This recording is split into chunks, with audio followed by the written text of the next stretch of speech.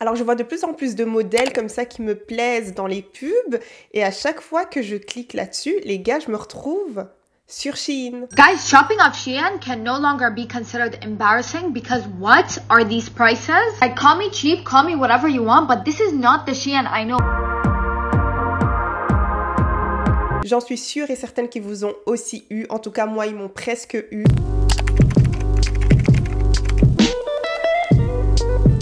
Alors, j'espère que vous allez bien. Ça ne va pas, ça va aller. Alors, bienvenue dans un nouvel épisode d'Un Roue Libre. Alors, aujourd'hui, la conversation va tourner autour de Shein. Il y a tellement de choses à dire, les gars. Il y en a tellement. Je ne sais pas si vous aussi, vous avez pu l'observer, mais leur marketing a réellement changer de niveau. Donc du coup, je me suis dit que j'allais tout simplement regarder leur évolution au niveau de leur stratégie pour pouvoir tout simplement répondre à cette fameuse question. Est-ce qu'ils vont pouvoir se lancer dans le milieu du luxe? Alors, on va d'abord aborder leur gamme.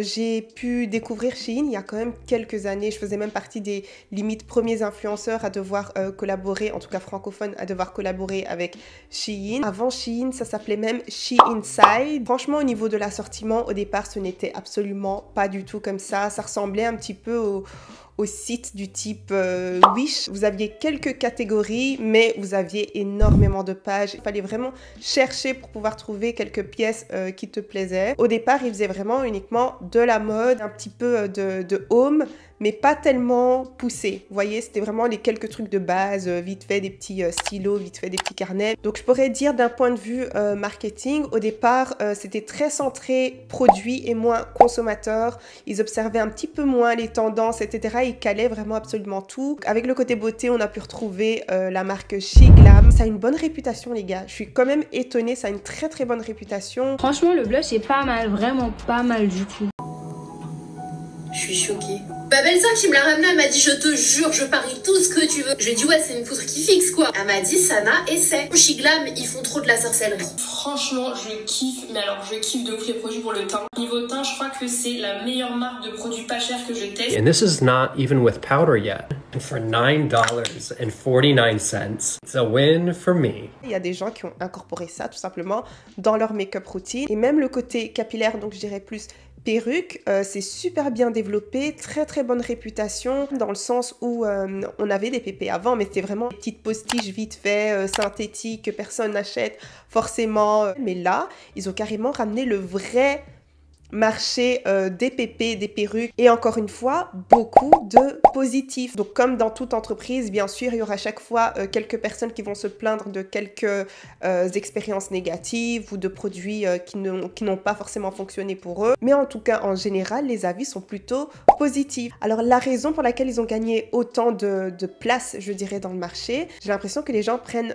Shein pour une sorte de substitution, qui veulent quelque chose d'un peu moins cher qu'Amazon, mais quelque chose qui sera beaucoup plus rapide que AliExpress ou alors Temu. Donc je pense que Shein, c'est vraiment le juste milieu et c'est pour ça qu'ils ont énormément de succès quand même.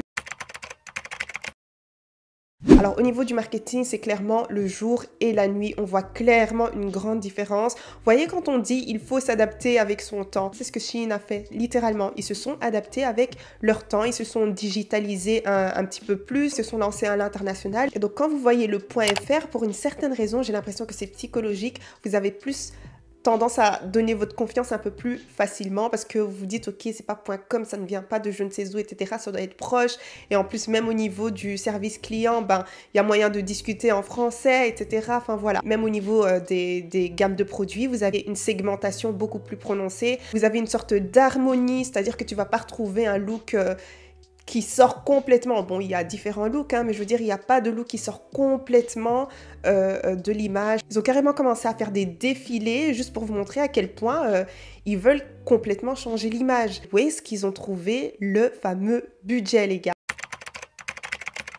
Pour pouvoir pousser leur communication et réussir un petit peu leur rebranding, ben, ils ont fait appel à différents influenceurs, de grands influenceurs qu'ils ont littéralement payer. Vraiment, ils ont fait une communication et un marketing très très accru. Il y a même eu cette fameuse trend j'achète 1000 € de vêtements chez Shein, j'achète 2000 € de vêtements chez Shein. Enfin, c'était énorme, vous voyez les prix comme ça. Mais ils ont profité aussi de la naïveté des micro-influenceurs en les payant pas tout simplement et en offrant plutôt du gifting. Et le gifting, ça fonctionne très très bien. À vous l'entreprise, ça ne vous coûte pas grand chose. Et de l'autre côté, l'influenceur sera content parce qu'il pourra choisir tellement de pièces vu que tes pièces ne coûtent pas si cher que ça.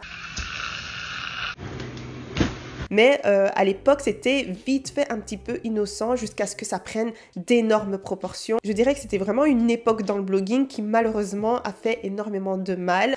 Donc au final, beaucoup de petits influenceurs ont commencé aussi à faire de la promo gratuitement de manière accrue avec de grands colis. Je comprends quand vous êtes payé, mais quand vous n'êtes pas payé, zéro jugement. Mais c'est juste pour vous dire à quel point Shein s'est servi de ça pour pouvoir s'étendre encore plus. Au bout d'un moment, les gens ont dit stop. Il y a eu tellement de scandales autour de ça, c'est-à-dire qu'ils ont voulu creuser un petit peu plus. Les journalistes aussi ont commencé à faire leur taf. Il y avait toutes sortes d'articles qui sortaient, qui dénonçaient littéralement la surexploitation. Donc il y a eu des petits documentaires par-ci et par-là. Voilà, ils se sont tout simplement intéressés au fait que Shein offre des prix super bas comme ça et soit hyper rapide. Justement, je voulais aborder ce point-là. Donc ils ne sont même plus dans le fast fashion, mais ils sont dans le real-time fashion. Je vais vous en toucher un mot d'ici 2 secondes. Comme je vous l'ai dit, les gens ont commencé à vouloir faire beaucoup plus d'enquêtes sur Shein, vouloir voir un petit peu plus de backstage, etc. Et qu'est-ce qui s'est passé? Shein a répondu pour pouvoir un petit peu redorer leur image. Ils ont carrément organisé des brand trips où ils invitaient les blogueurs, bien évidemment pas uniquement pour pouvoir piquer une tête, pour pouvoir bronzer. So you walk in, like, come on, come on, act out bed with all the Shein stuff. A brand trip to China with Shein. I still can't believe it. To the hotel, I freshened up and then went to go have some lunch. Here is my cute little outfit, and again, I got to enjoy the view while eating. Ils savaient très bien qu'ils devaient profiter de l'occasion pour pouvoir redorer leur image. Donc, ils ont carrément ouvert leurs portes pour que les gens puissent un petit peu, les blogueurs, hein, mais les gens, c'était ça le but, vu que les blogueurs allaient filmer, pour que les gens puissent pénétrer un petit peu dans les backstage, dans les usines, voir un petit peu comment ça se passe, oh, c'est joli, etc. Today we are at the Shein warehouse where the products come directly from this facility to your home. C'est pas si mauvais que ça, les conditions ne sont pas si déplorables que ça. This facility blew my mind. It's over 600,000 square feet. There's so much technology, and Shein is just such a developed and complex company, and it was so beautiful to see. Our last stop was to the Shein warehouse. This place was massive, almost fully run by technology and automation. Alors que c'était clairement planifié, parce que voilà, c'était seulement un endroit qu'ils montraient, et pas forcément leur usine au fin fond de je ne sais quel pays d'Asie. D'ailleurs, il y a beaucoup d'influenceurs qu'on a mis dans la sauce et dans la soupe et qu'on a remué pour cette raison-là, parce que voilà, on leur a dit ça sert à rien de vouloir nous vendre une certaine image, on sait très bien ce qui se passe. Là, vous avez vu une partie, là, vous avez vu un seul pourcentage de toute l'entreprise. Et pourtant, ça faisait rêver. Hein. Mais les gens ne voulaient absolument pas tomber dans le panneau. Now these creators are on this brand trip and they're basically brought to this innovation center that looks incredible. The workers are super happy. Workers are sharing that they get to take naps after lunch.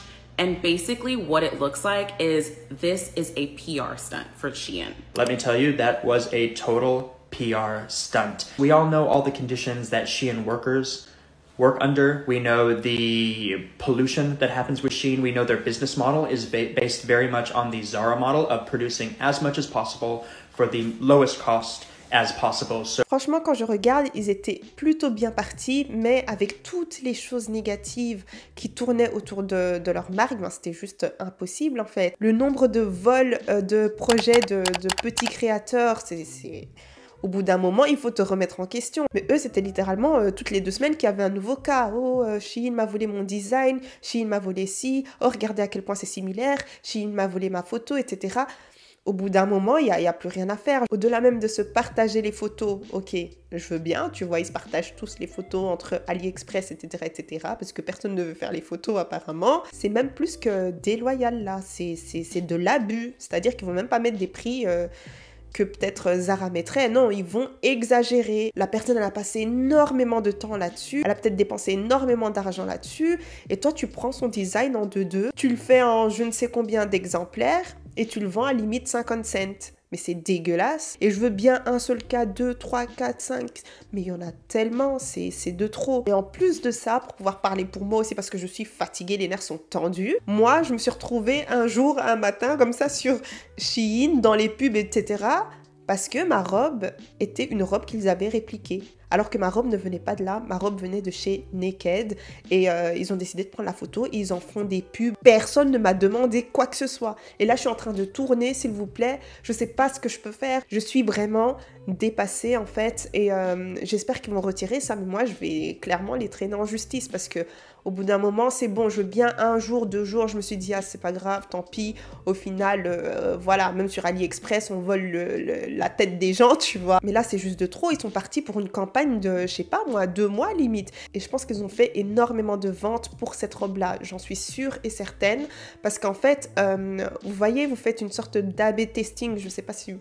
Comment je peux dire ça de manière simple? C'est-à-dire que vous faites différentes pubs et vous testez les pubs et celles qui fonctionnent le plus, ben vous allez pousser encore plus en avant et vous allez mettre par exemple beaucoup plus de sous pour faire la promo, etc. Et c'est ce qu'ils sont en train de faire parce que mon visage et ma robe circulent partout, ma photo circule partout. Donc je pense qu'ils ont fait énormément de ventes et moi j'ai pas touché, genre 10 cents.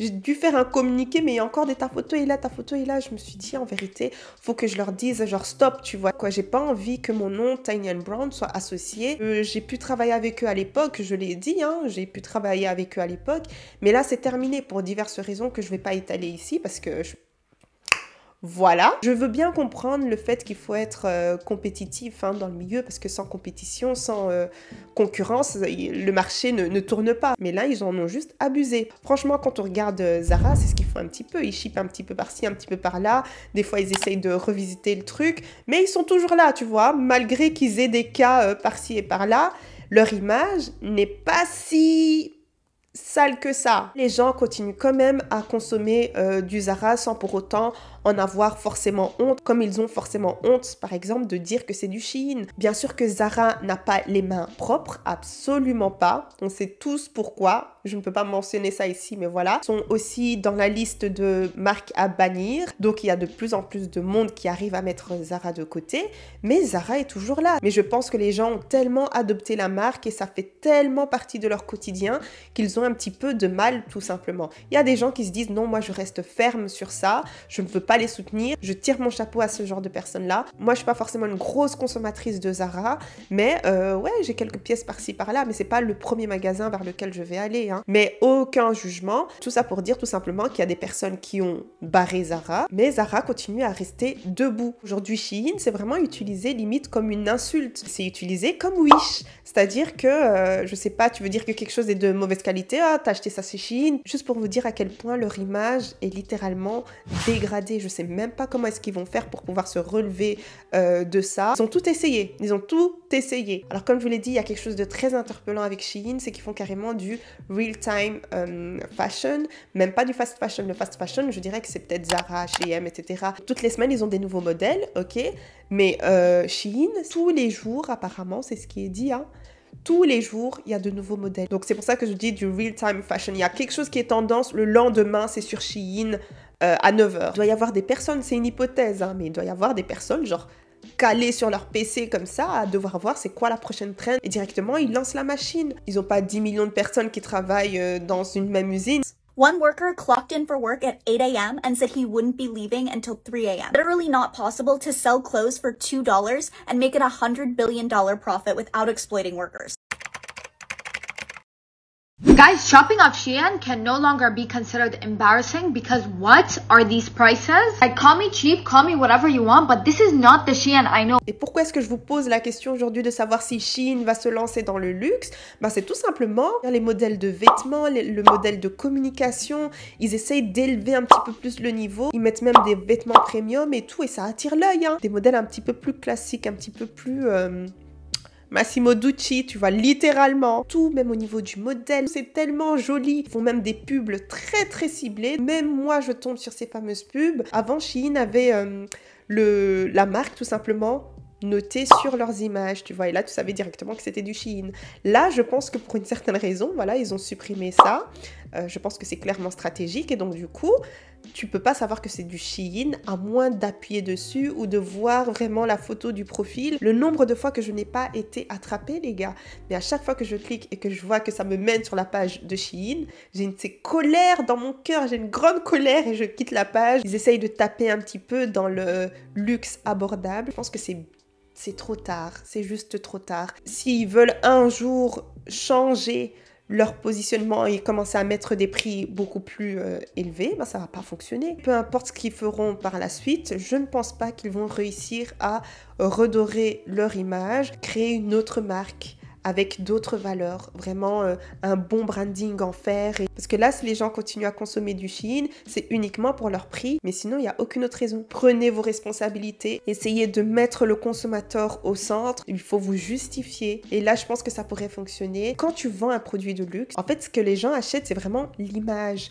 Ils achètent le rêve, l'inaccessible, ils achètent l'aura du produit. C'est vraiment avec ta communication, tes valeurs et ton éthique et ton positionnement en fait que tu peux vraiment partager ce message-là. Mais ce que Shein fait en fait, c'est déjà mort parce qu'au niveau de leur image, c'est déjà mort. Donc voilà, le luxe c'est bien plus qu'un simple modèle, qu'une simple esthétique. Tu peux recréer autant de fois que tu voudras, ça n'aura jamais la même aura. C'est sûr et certain que vous avez dû rire en tout cas du titre parce que Shein avec luxe, ça ne colle absolument pas. Le public n'a pas forcément jeté Shein à la poubelle, hein. Ils sont toujours là pour le simple fait que les prix sont très alléchants, surtout en temps de crise. D'office, on va chercher à aller vers ce qui est beaucoup plus abordable. Allez regarder ma vidéo de Temu, ça pourrait vous intéresser, en tout cas si vous ne l'avez pas encore vu. Et puis voilà, en tout cas, c'est tout pour aujourd'hui. Dites-moi ce que vous en pensez. Dites-moi si vous avez une solution pour Shein. Peut-être qu'il y a des gens qui vont voir ça. En tout cas, il faut savoir que après la vidéo de Temu, il y a des gens de Temu qui m'ont contacté carrément. Donc si vous avez des choses à proposer pour Shein, proposez ça en commentaire et on verra bien si vous avez un bon plan marketing pour eux. Même pas, ne dites pas, ils vont payer maintenant. Ça suffit la gratuité. Voilà. À la prochaine les gars. Bisous, bisous. Mouah.